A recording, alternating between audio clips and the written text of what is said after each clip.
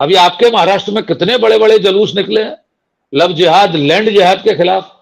क्या नारे लग रहे थे सर, ताज नगरी जाएंगे और क्या लाएंगे पता नहीं, क्या मुमताज को लेकर आएंगे, किसको ब्याह कर लाएंगे। तो कहां बदहाल हैं लोग सर। ये हैप्पीनेस इंडेक्स हमको नहीं मालूम किसने बनाया है। लोग बहुत खुश हैं, वे ताज नगरी जाने वाले हैं, वहां से वहां बुरके वाली लाएंगे, तो आप बताइए कितने खुश होंगे लोग। तो दिनेश जी सोचिए, ये रिपोर्ट हमारे देश पर हमला है, हमारे देश को बदनाम करने की साजिशें हैं। आडवाणी जी पर कोई रिपोर्ट आती है तो देश पर हमला होता है सर। तो ये रिपोर्ट भी हमारे देश को बदनाम करने की कोई साजिश है अंतरराष्ट्रीय। इसमें Congress, Rahul Gandhi, anti national element, कलम नक्सल, हम और आप, टुकड़े टुकड़े गैंग, खालिस्तानी को सब शामिल हो सकते हैं सर। माननीय मोदी जी के राज में देश खुश है। मैं इस रिपोर्ट को सिरे से खारिज करता हूं। जी दिनेश। बिल्कुल साहब, बहुत अच्छा किया आपने, इसको खारिज कर दिया। कम से कम मैं भी इस बात से बहुत खुश हूं कि आपने इस रिपोर्ट को खारिज करके सरकार को एक अच्छा संदेश दिया है। मैं आता हूं आनंद जी आपके पास। आपने हमारे मित्र राकेश जी की बात भी सुनी है, बाकी डेटा मैंने काफी दे दिए थे, और वो एक बात जो फिर से दोहराना चाहूंगा कि हैप्पीनेस इंडेक्स वालों ने एक ही बात कही, आपका दुखी होना, आपकी गुर्बत, ये आपका प्रोडक्ट है। हम तो सिर्फ आपको बता रहे हैं, आप हमें रिजेक्ट करते हो या सेलेक्ट करते हो उससे कोई फर्क नहीं पड़ता है। ये सारे दुख आपने खुद पैदा किए हैं, हमने आपके दुख पैदा नहीं किए, हमने आपकी अनहैप्पीनेस पैदा नहीं की है, ये ऑलरेडी थी, मैंने आपको बताया सिर्फ ये। तो आप हमारे ऊपर रिजेक्ट करके हमारे ऊपर पर्चा मत फाड़ो उसके ऊपर। पर एक फर्क तो आया है आनंद जी, बाकी जो भी ऑब्जर्वेशन आप अटैच करना चाहें इसके साथ, कि 1947 के बाद कई साल तक, कुछ दशकों तक हम खुश रहा करते थे। बच्चे अभी भी तालाब में छलांग मार के नहाते हैं खुश होके, ऐसी बात नहीं है, पहले भी गाते थे। पर पहले जब देश आजाद हुआ था तो लोगों की आंखों में उम्मीदें थी, वो उम्मीदें उनके चेहरे पर मुस्कुराहट ले आती थी। वो गरीब थे, गुर्बत थे, बदहाल थे, लेकिन उम्मीदें थी। अब वो उम्मीदें भी खत्म होनी शुरू हो गई हैं। तो अब वो चेहरे जो बुझे हुए चेहरे हैं, बच्चों के बुझे चेहरे हैं, बदहाल चेहरे हैं, गुर्बत के चेहरे हैं, स्टंटिंग और वेस्टिंग वाले बच्चे हैं, अब वो नजर आते हैं। मुस्कुराहट कहां से आएगी सर, गरीबी से जूझ रहे हैं। आनंद जी।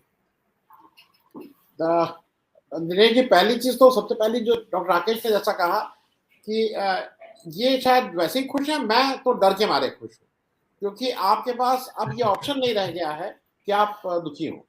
क्योंकि अगर आप या तो डर के या जिससे भी, मैं तो खुश हूँ भाई, इसमें कहीं कोई दिक्कत नहीं है, सब चंगा से। लेकिन मैं धीरे धीरे ये भी समझ रहा हूँ कि जो मेरे और इंसान और जानवर का जो फर्क है, उसमें मैं धीरे धीरे मेरी इंसानियत कम होती जा रही है, इसमें कहीं कोई दो राय नहीं।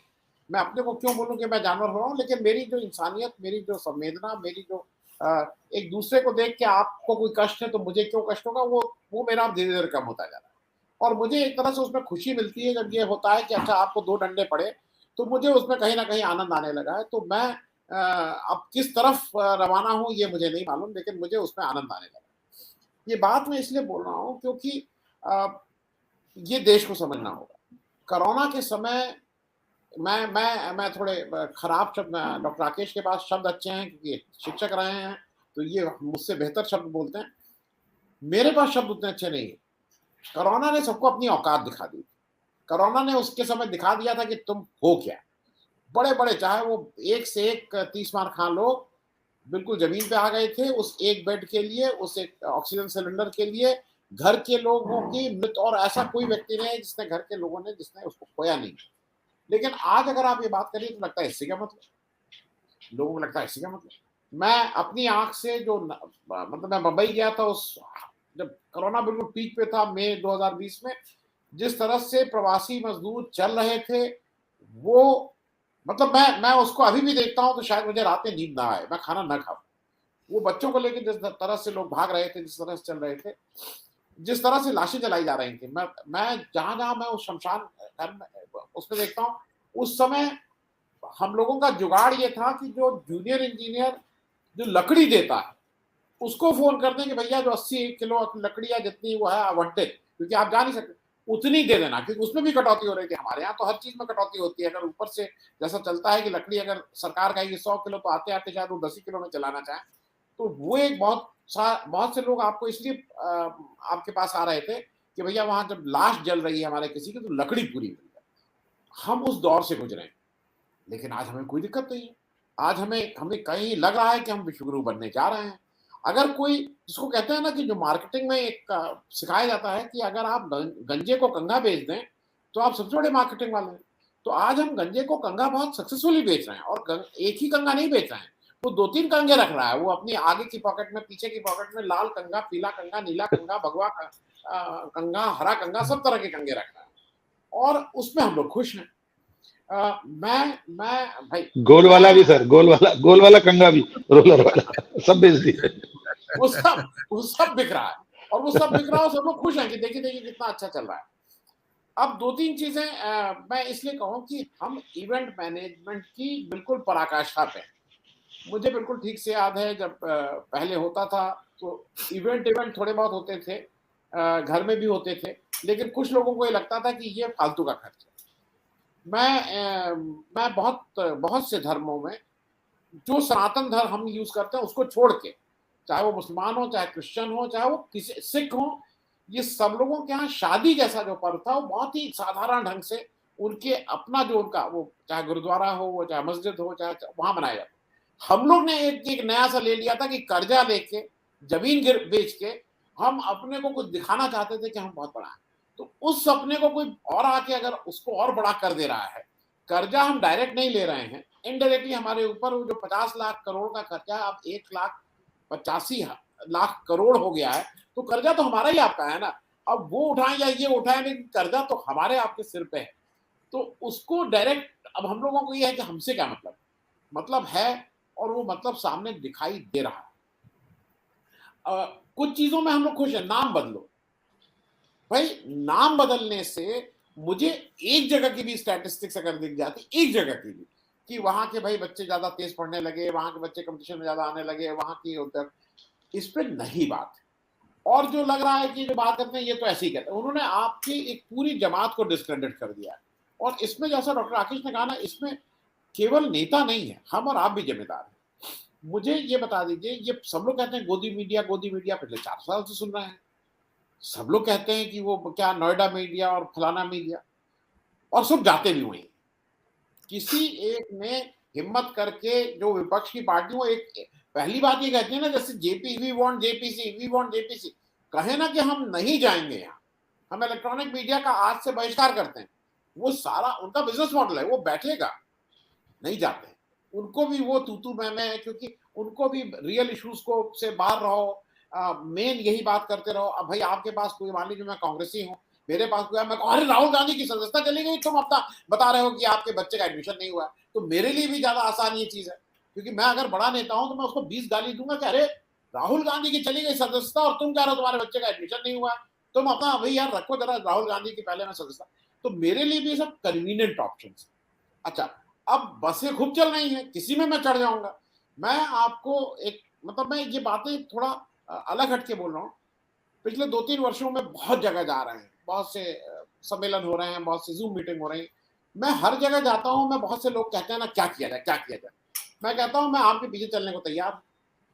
आप मुझे एक चीज बस लिख के एक सार्वजनिक बयान दे दीजिए और एक स्टैम्प पेपर पर लिख दीजिए कि आप इलेक्शन नहीं लड़ेंगे। 80 साल के वृद्ध लोग भी इसके लिए नहीं तैयार हैं इस देश में, नाम लेना किसी का ठीक नहीं। 80 वर्ष के लोग भी कहते हैं आप थोड़ी प्योरिटन बातें ज्यादा करते हैं। अरे 80 साल के हो गए हो, अभी भी मन में लालसा इलेक्शन की है, क्योंकि मुझे क्या खतरा है। आप आज कह रहे हैं नहीं हम तो भाजपा के बिल्कुल अगेंस्ट हैं, हम टिकट मांग रहे हो सपा से, लेकिन अगर सपा का टिकट नहीं मिला तो भाजपा का मिल गया तो चले जाओगे उधर भी। तो ये इस रेस से, क्योंकि हो क्या गया है, हमने जो हमारी इनइक्वालिटी है, जो हमारी असमानता है, वो इतनी बढ़ गई है। मैं कल अपने घर में पूछ रहा था, मैं 3 साल बाद पिक्चर देखने गया, और मैं और मेरी पत्नी गए थे। वहां पे वो जो अरे वो पॉपकॉर्न का डिब्बा कुछ 500-550 रुपए का था। मुझसे मैं नहीं ले, मेरी पत्नी का आज भी कि भैया मैं मतलब पिक्चर गया और मुझसे 500 रुपए का पॉपकॉर्न खरीदने में मुझे कहीं से गिल्टी कॉन्शियस था। मैं, मेरी पत्नी का कहना था कि आपकी अगर अभी नतनी होती, वो कहती तो आप खरीद देते, वो मैं अलग बात है। मैंने कल पता 750 रुपए का पॉपकॉर्न है भाई।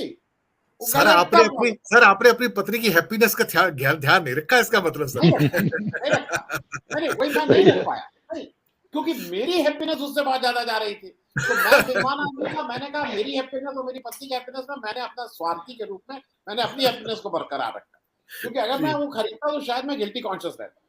मैं सिर्फ कहना ये चाह रहा हूँ, बहुत असमान होता है। आप अगर नजर डाल के देख लें, नहीं है भाई, शिक्षा में देख लें, क्या शिक्षा की बात, आप किसी चीज को उठा लें। और दूसरी बात जो एक ज्यादा, और ये हम किस तरफ जा रहे हैं, ये शायद जो हमारे भाग विधाता इस समय के हैं उनको समझ में नहीं आ रहा है, क्योंकि अगर आप वो चीजें कहेंगे तो आपको देशद्रोही कहा जाएगा। हम एक बड़े संकट की तरफ जा रहे हैं। बड़ा संकट जब हम बोल रहे हैं तो विस्फोट वाला संकट है। आज आज जो नॉर्थ और साउथ का डिवाइड है, साउथ वाले पढ़े लिखे ज्यादा हैं, उनके यहाँ बीमारियां कम हैं, वो अच्छा वो कर रहे हैं, हम लोग नेतागिरी कर रहे हैं। आप मुझे एक कारण बता दीजिए, एक छोटी सी स्टेट के भी आप 2 स्टेट कर देते हैं। ये 80 सीट वाली उत्तर प्रदेश की आप क्यों नहीं और स्टेट बनाते हैं? आप सब जगह का कहते हैं नहीं यार आप नहीं कर सकते हैं। 80 सीट्स का उत्तर प्रदेश का आप हैंडल नहीं कर सकते हैं, लेकिन सर ये आप खुश गुजारेगा। होइए, 2026 में नए परिसीमन में ये 80-140 हो जाएंगी, पूरे इंडिया को रूल हाँ, करेगा ये। और सुनिए 140 ये हो जाएंगी और तमिलनाडु 39 से 29 हो जाएगा। दिक्कत क्या है कि हम तो 140 हो ही जाएंगे और वो 39। तो हमें ये सर अच्छा पूरा आप पूरा साउथ 140 नहीं होगा सर। सही बात है। और दिनेश जी मैं एक बात कह के खत्म करूंगा। एक और दिक्कत हो गई, जब जब जिस जिस पीढ़ी को हम लोग देख रहे थे तो नेता का मतलब ये होता था समाज सेवी। वो लिखता था भाई कोई भी सामाजिक काम हो उसके लिए आप उसके पास चले जाते, और थोड़ा ये भी था कि पढ़ा लिखा, आपकी कोई अपने झंझट झंझट हो तो आप उसके पास चले जाइए तो वो सुलझा देता था। आज नेताजी ही आपके चक्कर में है कि इनका कैसे मैं ही कुछ वसूल लूं। आज मैं कम से कम हिंदी पट्टी के बारे में बिल्कुल ठीक से कह सकता हूँ, नेता, गुंडे और ठेकेदार की वेशभूषा, सफेद शर्ट, सफेद पैंट, गले में चेन, हाथ में मोटा वाला कलावा, आपको पता ही नहीं लगेगा कि ये नेताजी हैं, कि ये गुंडे हैं, कि ये ठेकेदार हैं। और कई जगह 3 in 1 होते भी, वो उससे कोई बहुत दूर नहीं रहता है। वो एक अच्छा एक मिनिमम हिंदी पट्टी हो गया, फॉर्च्यूनर के बिना चले आपका भौकाल है ही नहीं, आपको चलना ही चलना फॉर्च्यूनर से है। तो जो बेसिक जो बात जहां पे हम लाके वहीं पे फिर हम लोग कर रहे हैं, हमारे यहाँ बेरोजगारी इतनी है कि अगर आप मतलब वो खराब बात है, कहना नहीं चाहिए। दिन भर का अगर किसी को अपना घर में रहेगा तो लड़के को दिक्कत होगी, माँ बाप हरदम टोकेंगे भाई क्या हुआ, उसका क्या हुआ। जो जहां जहां वो अप्लाई करता है वो महंगी चीजें हैं, उसका वर्चुअली आना करीब करीब लॉटरी जैसा है, क्योंकि 2-4 लाख एप्लीकेशन में 1500 नौकरियां अगर आती हैं तो वो भी नौकरी नहीं। मेरा सिर्फ कहना यह है कि ये एक हम जिसको कहते हैं ना, एक द बॉम्ब इज टिकिंग, हम बढ़ रहे हैं उस तरफ। वो कब फटेगा हमको आपको पता नहीं, लेकिन ये कोई ऐसा नहीं कि कल के दिन भाजपा चली जाएगी और कोई आ जाएगी सब ठीक हो जाएगा। इन सारे उसमें मैं पिछले 8-10 महीने से मैं कहूंगा, उससे पहले तो नहीं था, मैं हरदम एक बात कहता हूं कि राहुल गांधी ने जो ट्रांसफॉर्मेशन अपना किया है वो अब लार्जर इश्यूज को शायद देख रहे हैं। वो अब छोटे इश्यूज को उनको दिखाई नहीं पड़ रहा है, उनके चश्मे का नंबर चेंज हो गया है उनको। अब वो जब बात करते हैं तो वो कहते हैं कि जो इंडस्ट्रियलाइजेशन जो शिफ्ट हुआ चीन में और उन नीतियों की वजह से, अगर हिंदुस्तान में उद्योग नहीं होगा तो आप बेरोजगारी की समस्या को एड्रेस नहीं कर सकते।